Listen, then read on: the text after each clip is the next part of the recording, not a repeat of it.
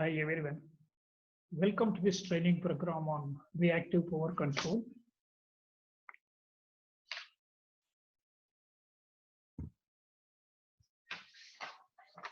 I am Engineer J in Karamchetti. I am a graduate in electrical engineering from JNTU College of Engineering, Kakinada. I have done my MTech in electrical engineering from IIT Kharagpur. I have done a diploma in business finance from ICFA Hyderabad. I am a certified energy auditor from BEE, Ministry of Power and master trainer in solar rooftop grid engineer. I have industrial experience of around 37 years, from the development engineer to the chief executive in a private limited companies and multinational companies. I have also experience in teaching and training of engineers, executives in Engineering Staff College of India, Hyderabad for about 10 years. The objectives of the modules are developed. The author is a qualified and experienced in electrical engineering, power electronics, energy conservation and auditing, design and implementation of solar photovoltaic power plants, to share his theoretical practical knowledge with engineering professionals to improve their skills and in turn to develop India. We see the introduction to the reactive power. Providing electrical energy to consumers requires two kinds of power. One is a real power called or measured in watts, and the reactive power measured in VAR. VAR is also called as a VAR in simple terms. Though only real power actually accomplishes useful work, example, rotates motor, illuminates lamps, reactive power is an inseparable part of alternating current AC power systems. Now then, what is reactive power? The no-load power drawn by the transformer, the no-load power drawn by the induction motor and synchronous motor, transmission lines are examples of reactive power loading. These are associated by the inductance of the load. Active power and reactive power. The power required for initial magnetization of the transformer is reactive power, while power transferred to secondary side to meet the load demand is active power. The power required for the initial magnetization of induction motor is a reactive power, while the electrical energy converted into mechanical energy to the mechanical by the motor is active power. So the no load power in above both the cases is called as a reactive power. So how many types of powers we have? One we call as a active power in kilowatts. Reactive power is kVAR, apparent power is kVA, and power factor is cos phi. We know that cos phi is power factor. Now if you see the power triangle here, the left side of the triangle, active power is a horizontal line in kilowatts, and the reactive power is a 90 degrees, leading to that the sum of these two, active power and kilowatts and reactive power, using the Pythagoras theorem, comes the apparent power kVA. So alternatively, we call power factor, the phi shown there, is an active or real power by the apparent power, and that is equal to kilowatts divided by the kVA, that is also called as a cos phi. Consumers of reactive power equipment. What are the equipment? We'll see fluorescent lamps, CFL lamps, all discharge lamps, what we call as a mercury vapor lamp, sodium vapor lamp, AC electrical motors, transformers, welding transformers, inductors that we call sometimes chokes, and transmission and distribution lines. Reactive power control, its ill effects. The reactive power drawn by the load has to be compensated at load point, otherwise reactive power is drawn from the generator and the distribution system does run into problems such as poor voltage regulation, poor power factor, high losses, and poor efficiency, overcurrent, and less reliability of the continuity of supply. Motivation. More than half of our electrical energy generated goes into power electrical motors. Electrical motor converts electrical energy into mechanical energy, that's called shaft energy. In thermodynamics terms, this is simply converting work from one form to another. The second law allows electric motors to have a theoretical efficiency of 100%. In reality, several types of power loss occurs from where electricity leaves the power plant to the point where the shaft power leaves the motor. Now let us see the reactive power control. What we call this as a triangle. You see a triangle. A real or a true power is written on the horizontal line, and Q is the reactive power. So if you add these two, P square plus Q square is equal to S square, and that is called the apparent power, or phase angle we have cos phi, what we are calling it as. So here basic thing is Q is the reactive power. If you can reduce the Q, the true power is controlled by the load, not by us. That is, depending on the load on the motor draws the current. That current goes through the transformer to the load. That is not in our control. So the reactive power, whatever is available, can we see that it doesn't draw the reactive power? We supply separately reactive power is more important. How to reduce the Q is more important to us. Now electrical power, if you see, loss 1 can also be reduced by decreasing R. That means the resistance of the conductor you can reduce. But this means a larger conductor, higher cost cross section, and a copper is expensive. Second loss is can be reduced by lowering imaginary reactive power of the current, which is accomplished by connecting capacitors. That is what we are trying to do. And third one is can be reduced by using more energy efficient motor, where the electrical motor efficiency is defined as shaft output divided by electrical power input. Reactive power compensation. Instead of motor drawing kVA from the power system, a capacitor is connected across the motor terminals and supply kVR to the motor from the capacitor so that it will not draw the power from this system. You see the components of power drawn by the motor. First is a left side figure. The motor is connected to the 415 kV bus. It is a drawing. You can see the two lines. One is a blue color, another is a red color. It is a drawing both reactive power and active power. Right side you can see I have connected a capacitor equivalent to what is the reactive power, whatever is required by the motor. So now the reactive power is supplied to the motor by the capacitor, and from the system it is a drawing only active power. So because there is no reactive power, Q component has completely been made into zero in this particular case. Now, effect of capacitor compensation on system power factor you can see. See the first line scenario.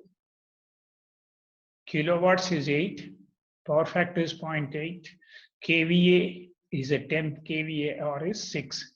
These are the motor information. These parameters will not change as long as the motor remaining the same. Now right side you see I'm connecting a capacitor. Initially kVAR in scenario 1 is not connected. So whatever the power right side is given line side, the same power what the motor is drawing.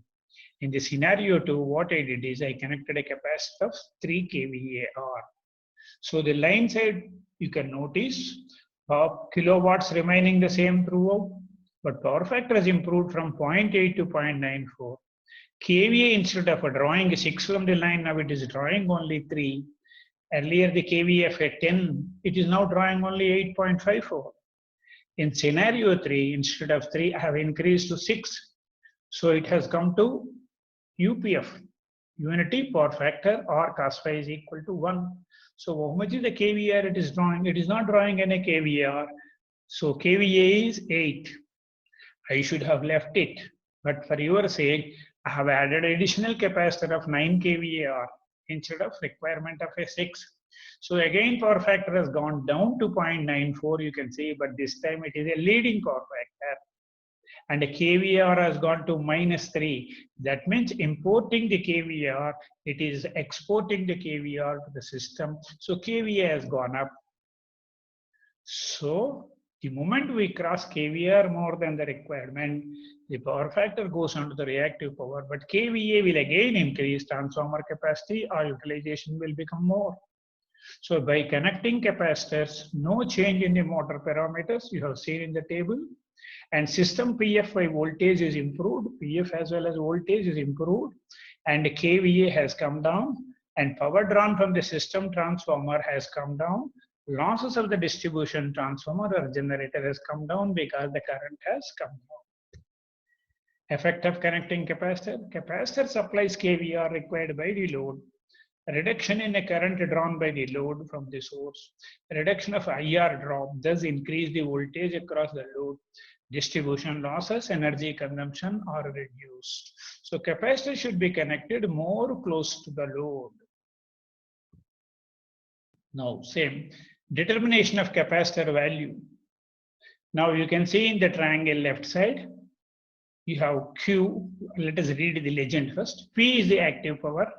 You see on the left side a vertical line. And Q1 is the reactive power non-compensated at the full length of the line. S1 is the apparent power. And phi is the angle, phase angle we can say. Q2 is the residual reactive power after compensation. S2 is the apparent power and after compensation, and QC is the connected capacitor. Now our attention is only on Q1. Now what did I do? For the Q1 to reduce, I have added a capacitor QC, that is connected capacitor. Now the inductive reactive power compensated by the capacitive reactive. So Q1 minus QC has become Q2. So Q value has come down.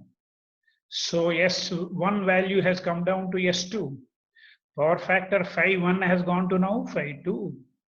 So power factor value also has come down. You can go to the top and see connected capacitor QC is equal to P is the active power, multi bracket tan phi 1 minus tan phi 2. That is the equation which we have. Now you can see this. The same thing in a different way as a single line diagram.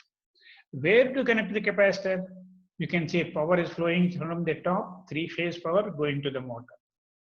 And before the capacitor is connected, system parameters are 78.4 kilowatts, 81.3 kVA, 0.965, and 1 or 2 is the amperes.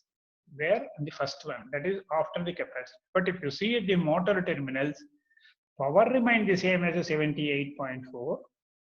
Current drawn by the motor is 124.9 amperes. And kVA is 99.5 kVA, 0.788 PF. At 124.9, this is the location of the motor. But the moment I connect a capacitor, and before the capacitor, if you see, kilowatts remain the same, kVA has come down, power factor is improved, current has come down. If current has come down means I square losses will come down, IR drop will come down. The same calculations, if we put it here, kVA rating of the capacitor is, average power is 78.4 here, and power factor, old power factor is 0.788. So calculate the tan value of the phi old is 0.78. Now new one, what you want is approximately 0.965. So tan phi new one is equal to 0.27. So if you put all these three in the formula, kilowatt is 78.4, tan phi 1 is 0.78, tan phi new one is 0.27, multiplied by 78.4, you get an answer of 40. So you have to connect a 40 kVAr capacitor to the system across the motor terminals. You can see this also table gives you various types of power factor as you connect the capacitor in that small quantities of capacitor, you can connect it, how to improve. Now initially load kilowatt has got a 0.75 and 133 anything. Now if you want to improve that by improving the power factor to 0.85, kVA has come down, current has come down, there is a saving of 22.1 with respect to the first line. Now, if you improve the power factor to 0.9, kVA has come down, current has come down, so savings has come down. Similarly, if you say Instead of 0.75, if you run at a unity power factor, current has come down by 133 to 100, and the kVA has come down, whereas the current has come down from 185 to 139. So the percentage savings in terms of this is about 44% is the saving. As PF is improved from 0.75 to 1, kVA on the transformer is reduced from 132 kVA, 100 kVA. That means 33 kVA of power is available to you on the same transformer to use some other equipment. So this is a benefit to you. Now you have automatic power factor controllers are available. It looks like this. Initially, you can see on the top 1, 2, 3, 4, 5, 7, 12. So 12 different positions are capacitors you can connect. This is the normal. This is a capacitor connected or not connected. You can see the positive and the negative side. Positive negative side is how much negative side indicates how much is the capacitor connected. This is the inductive load. And if it is a capacitive load, the capacitive, it shows this line will come into the picture of that. So manually also, or you can, in this case, up is up this and the down is, if the capacitor is going to connect it low more and more, up will come. If the capacitor is going to be reduced, the down point will come. Otherwise, you can reset, set it and reset it. It is an automatic one. All the parameters are shown on the right side. Reduction of losses due to improvement of power factor. Transformer load losses vary as the square of the current in the industrial power factor varies from 0.6 to 0.8. Thus, the loads tend to draw 60 to 25% excess current due to poor power factor. So you all should improve in your industry or power systems to power factor as close as 0.95 to 99. It may not be possible to be unity power factor. For the same kilowatt, current drawn proportional to kilowatt by divided by power factor.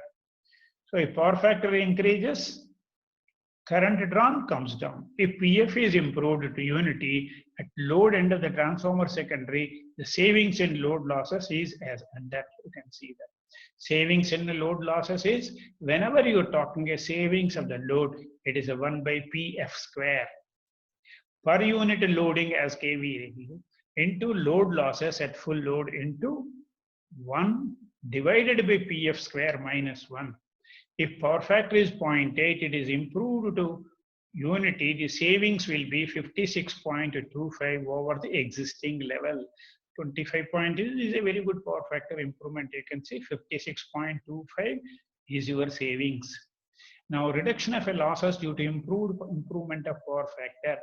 This is a relatively simple opportunity to make the most of the existing transformer, and it should not be missed. It should also be kept in mind that correction of PSC downstreams saves cable losses, which may be almost twice in value compared to the transformer losses. Now, sources and sinks. Left side, you can see what are the sources. We have sinks. Right side, we'll read it first. Induction motors, synchronous machines or motors, same, and transformers, inductive loads, transmission lines, reactors, static thyristors. These are all the ones which demand the kVA, and left side one will give you the synchronous generator, synchronous condenser, shunt capacitor, static thyristor, transmission line. These will give you, provide additional kVA. Now, in case you connect a lumped capacitor at loads, reduced power, you can see I have given an example here. You have 3 distribution lines and 132 kV supply, whatever is coming is a 7 megawatt at 0.75. After another 25, you can say 0.75. And after another 25 kilometers, you have at 0.75, 7 megawatt. What did you do is to compensate is you connected a single point at one point A, all the 3 capacitors parallel. Instead of that, the same thing, calculations, you can just work it out. And in this case, you see, I removed all the 3 capacitors from a single phase. I distributed capacitors at the feeder point here itself. You can notice 1/3 of the capacitor, that is 5 MVAR, 5 MVAR, 5 MVAR I have connected. So the power factor is improved. Earlier, the current was 41, now it has become 31. Here it is something like 84.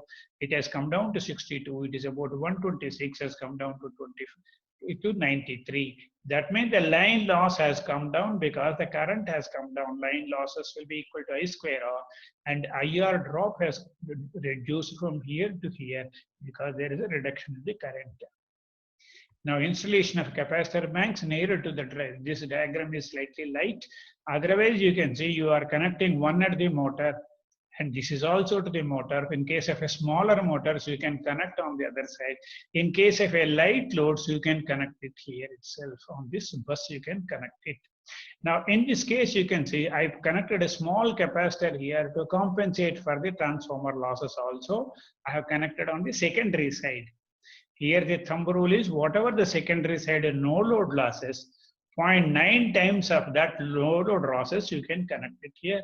If let us say no load losses are 5 kilowatts, you connect it into 0.9, that means around 4 to 4 kVAR, you connect it as a capacitor which compensates for the transformers kVAR drawn by the system. This is the benefit of the capacitor. You can see all this. IR drop will be reduced in the line due to reduction. We discussed is only a formula I have put, and how to put the figures into the formula and get the answer. You have to practice this once or twice to get a more familiar with this. This is the same thing what I had shown you in the table. I have calculated everything for your sake. So this is where you can use it. Where to connect the capacitor in case in a different systems, you can see here. Now, advantage of PF correction, reduction in kVAR, reduction in kVA demand, reduction in transformer rating, reduction in line current, and reduction in line losses, and reduction in cable bus bar. So all the elements in series, the loss will be reduced in that particular cases. So method of improving the power factor, you can have a fixed compensation or you can have a variable compensation. Fixed compensation is you put it at a single point. Variable compensation is you distribute it or across those things because the load may be variable, where may not be. Now reactive power control, relief in transformer load, the same thing what I explained. Here power factor is 0.4, so it draws this much of kVAR. Here you can see left side kVAR 1020 kVAR. The moment power factor is improved, at 1020 has reduced to 470. This one has come down quickly, right? That is the importance in this case. You do it manually, some of the calculations you will be practicing so that you will. Now this is the end of this part, 14 RPC. Right. Thank you very much to all of you, and have a nice day. I request all of you read it simultaneously, do the problems for yourself. Goodbye once again. Meet you again in the next one.